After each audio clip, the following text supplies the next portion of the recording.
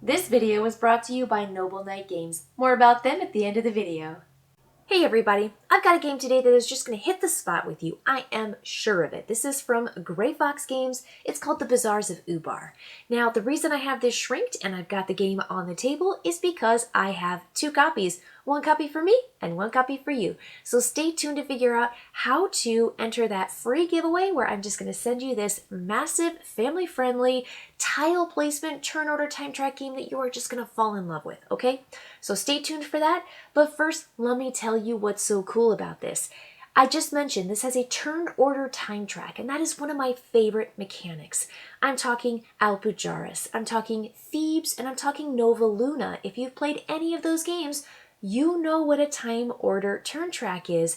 Players are going to spend an amount of time, and then the next player who goes is the person who has spent the least amount of time so far, which means that players can go multiple times before other players go. It's about how wisely you spend your time. I love that mechanic. So here's the board. This is set up for a two-player game. I just have enough space here for one player, but I want to show you all the components. Because I've got this green and yellow boats. If you're on the bottom of a stack, you're going to go first. So green is going to start the game. And we're going to look at this marketplace. This is where you get to draft tiles to place into your personal player area. And everybody has a boat where they are adding all these different resources. We've got bottles or potions there, scarabs that are onesies here. This is a 2B. This is a onesie, a 1x1. This is a chest, and it's a 2x2. This is one of those shapes that gets you going around the corner. It's a 3-shaper. And then lastly, we've got this carpet, and that is a 4x1. So there are 5 different items that you're going to acquire in the game by navigating the trade routes. And so a player's turn is going to look simply like, let's draft a tile. And when you draft a tile, you're going to see, let me just take this one for example, you're going to see that there are little hourglasses on the sides of the tile themselves or on the sides that are adjacent to the tile. That's how much time you spend. So if I want this tile right here, I look and I say 1, 2, here there's nothing, there's 1 right there. So that would cost me 3 time. And I would go 1, 2, 3, and I would move along this track. And you'll see here that we only have a certain amount of time before the end of the game.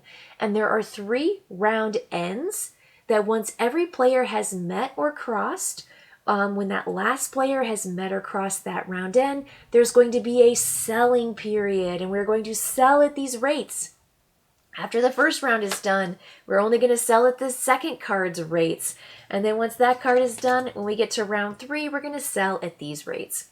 And so we know how much things are going to cost coming up. We know how much things are going to cost right now. So it looks like what's really in demand are little bottles and scarabs. They are really nice. This is actually up $1 from its normal rate. And then the lamps are pretty good. That's their normal rate. Treasure chests are down. People aren't looking for treasure chests. It's 0. Don't be trading that for nothing. And then you've got up here a scroll, or that 4x1 carpet is going to be 1. So we know what's in demand. We also know how much things cost out here. So I'm just going to nab a tile and spend my time and then show you what that card does and how the trade routes work, because I think it's just really, really clever. This is your starting tile that you can possibly activate by spending a time, and you get to grab any one of those 2 resources, which is the carpet or the box, which is your treasure chest. So I'm looking out here for a really affordable tile. I want to have a tile that's going to give me something to do. Now, if I take this one, which has a pretty good cost, the problem is I want to execute what's at the bottom when I get the tile. And when I get the tile, I don't have a scarab. That's the only resource that we don't start with. So I would be losing that scarab ability. So I don't want to grab something that I don't have right now.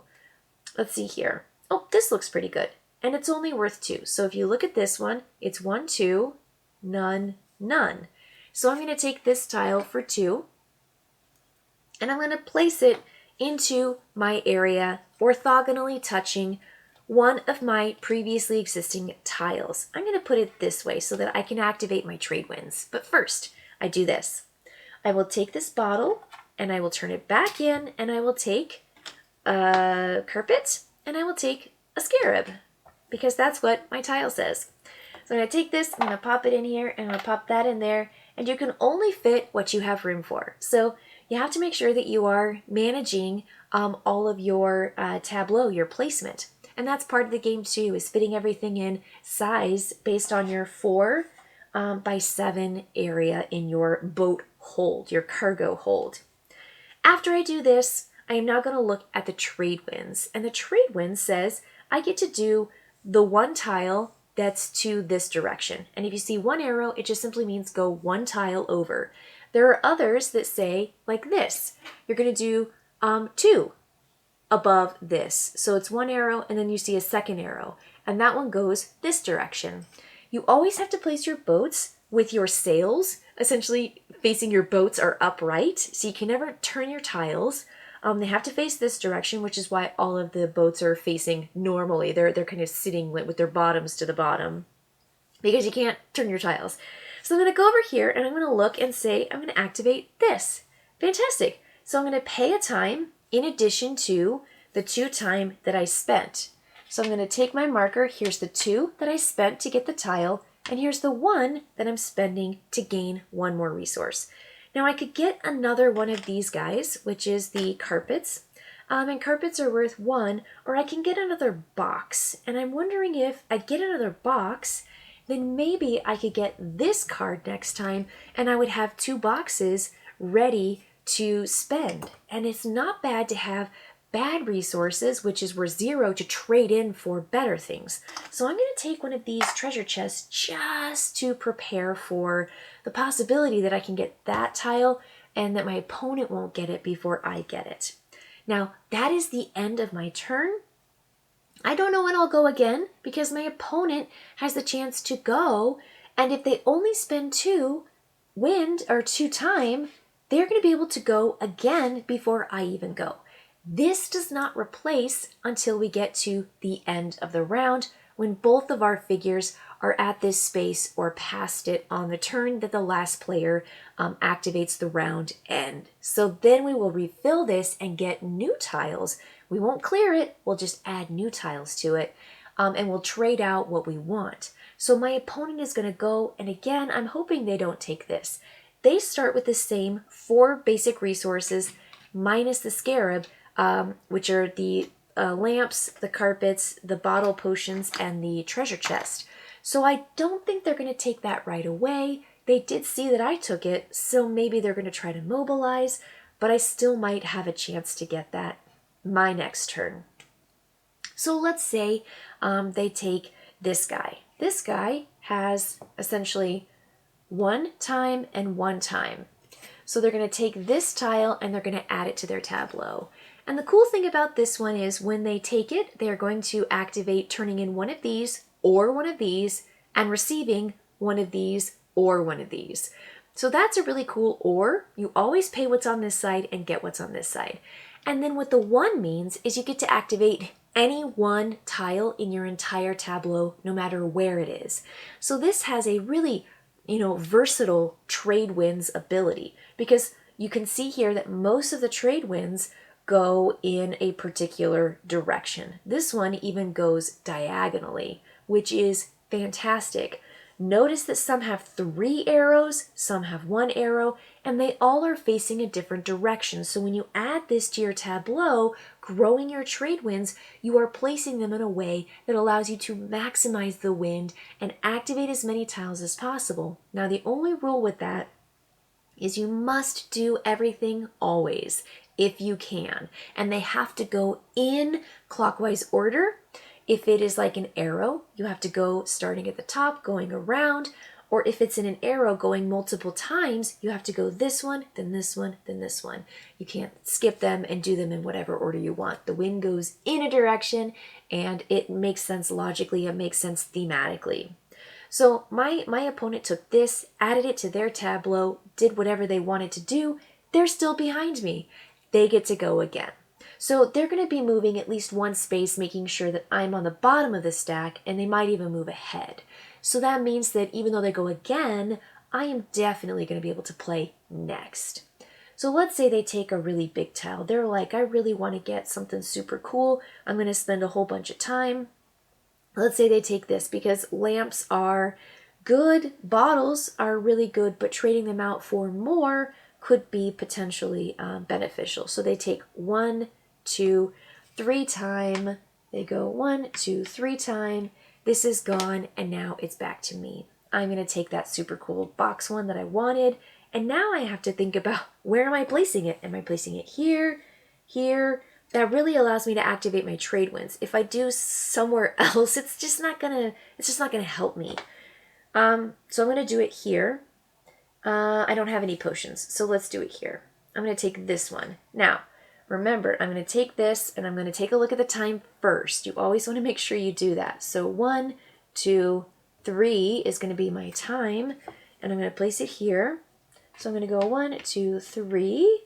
I will trade in 2 of these treasure chests for 1 potion and 1 lantern. Got it, got it. And then I do 1 trade winds north. I can take another space and I can add one of these cool scrolls, or not scrolls, carpets. That's it.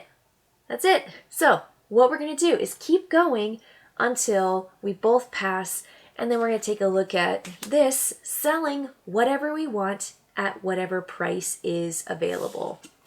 And then you're going to take it in these super cool, nice, oh yeah, by the way, I mean, listen to these guys. They're really nice. They're really pretty. I mean, this is just the nice, super cool coins that come with that deluxe edition that I've got. That's going to come in this box. You're going to have those super cool coins in there as well.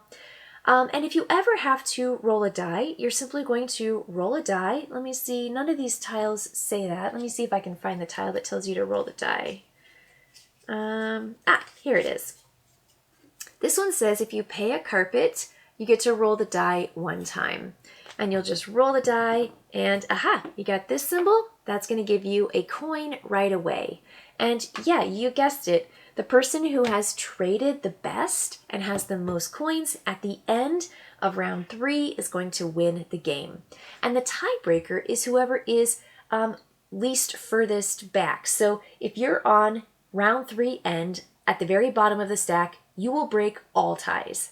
So if you go really far and you just shoot out here and you spend a lot of time getting that last tile that gets you really close to the win, you're really risking the tiebreaker. So keep that in mind. But this is the Bazaars of Ubar. I love that turn order time track where you are keeping track of how much you're spending. And you'll notice that as the tiles come off, things start costing less and less because you look at the adjacent side, there is nothing there. And so this time is going to be costing less and less and less. This one right here that gives you 3 going down only costs 1 time because nothing adjacent to it has time. So some tiles, because of the placement in the grid, depending on how many players you have, the grid will grow or it will shrink. That could be really, really beneficial. So you take the tile, you get to activate what's on the bottom, turning things in to get other things in your hold, your cargo hold, and then you get to activate your trade winds. That's it. It's just cool. It's cool building and growing out your own personal player area. It's great doing this management with your tiles in your boat. How many are you going to keep from round to round to round? How many are you going to sell? Are you going to wait to sell something when it's at a really, really, really good price? How are you going to do it? You know what the market is. This game takes between 30 and 60 minutes to play, depending on the amount of players. It is a nice, fun, just nice game. It's a light strategy game that gives you just enough to sink your teeth into. So a lot to like here. If you want to have this game sent to you, if you want me to send this to you for free, for fun, just to enjoy, because that's what this is. I want you to tell me what about this game sounds interesting to you. Who are you going to share it with? What mechanics? What components? what about this just really sparks an interest in you, write that in the comments below. This is open to contiguous United States just to keep it easy for me to ship to. I'm really sorry for those of my viewers and subscribers who are out of the country. Thank you for supporting and watching my videos. I'm sorry, but shipping is prohibitive for me to send it outside of the US. But you'll just get one entry for one comment, and then I'm going to select a winner. And I want you to check in my YouTube blog in my channel, and you will see the winner. I will post that within a week of this video being posted, and then all you have to do is just send me your contact info and I will get this game off to you, and you'll have it in time for the holidays to enjoy with your friends and family. All right, that is it for the Bazaars of Ubar and this overview. Thanks for watching, and I'll see you next time, folks. Bye-bye. Noble Knight Games offers a huge selection. Over 250,000 unique products are in stock and ready for immediate shipment. They offer discounted pricing along with easy and secure checkout. I can personally vouch for their fast and friendly customer service, having taken advantage of their trade deals. They promptly replied to my emails, questions, or special requests I had about the games I wanted to sell them and how I wanted to be compensated, either in store credit or cash. Make Noble Knight Games your friendly local game store. Satisfaction guaranteed.